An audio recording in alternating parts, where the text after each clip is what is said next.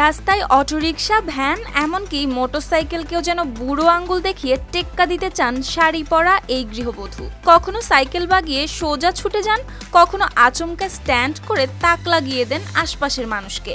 তার এই দাপট দেখে মানুষ তাকে এখন ডাকেন চাটমোহরের সাইকেল রানী বলে। যেখানে এখনো অনেকে মনে করেন নারীরা থাকবে চার দেয়ালে বন্দী, সেখানে স্বপ্না সাইকেলের প্যাডেলে ভর করে ভাঙছেন সেই ধারণার দেওয়াল। সাইকেলের প্যাডেলে পা দিতেই যেন বদলে যায় তার রূপ। হাওয়ার সঙ্গে পাল্লা দিয়ে এগিয়ে চলেন এমন দাপটে যেন পিছিয়ে পড়া নেই তার স্বভাবে।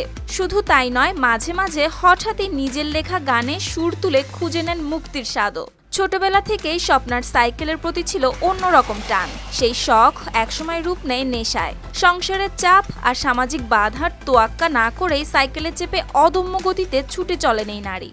বাহাদুরপুর গ্রামের মুদি দোকানদার গোলজার হোসেনের মেয়ে স্বপ্না সংসারের অভাব অনটনের কারণে বিয়ে হয়ে যায় মাত্র 14 বছর বয়সে। সংসারে আসে দুটি সন্তান, কিন্তু স্বামী মানসিক রোগে আক্রান্ত হলে এলোমেলো হয়ে যায় সংসার। একসময় সন্তানদের নিয়ে আশ্রয় নিতে হয় বাবার বাড়িতে। সংসারের আয়ের স্থায়ী উৎস না থাকায় স্বপ্না প্রায় পড়েন বিপাকে। তবুও লড়াই থামাননি। সাইকেল চালিয়ে আর গান গেয়েই খুঁজে পান বেঁচে থাকার শক্তি।